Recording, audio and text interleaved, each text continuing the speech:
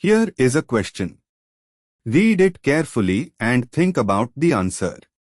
Let us solve it step by step. Let us first understand the key concept here. This problem involves sequential hydrolysis and decarboxylation reactions under acidic aqueous conditions with heat. Moving on to the next step. The gemdimethoxy group, MeO, OMe, on C1 of the cyclohexane ring is a ketyl, cyclic or acyclic. Under aqueous acid, H3O+, the ketyl is hydrolyzed to a ketone. This converts the C1 carbon bearing to OMe groups into a carbonyl, C is equal to O, giving a diethyl malonate substituted cyclohexanone intermediate specifically 2,2-bis, ethoxycarbonyl, cyclohexane 1-1. Moving on to the next step.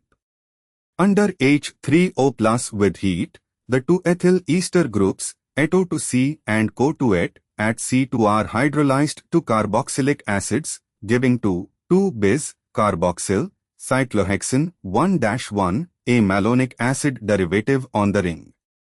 And for the final step, the gemdiacid, malonic acid type, at C2 being a beta-keto diacid or a malonic acid adjacent to a ketone, undergoes decarboxylation upon heating.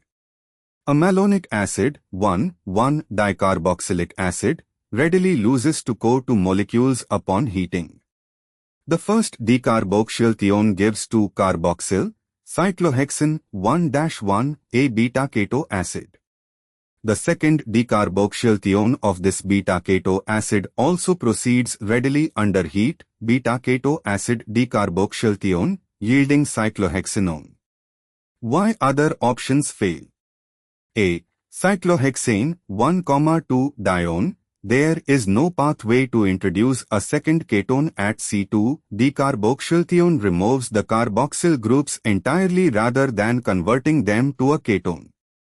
C. 2-ethoxycarbonyl, cyclohexane 1-1. The ester groups are hydrolyzed under aqueous H3O+ conditions, so the ethyl ester would not remain intact.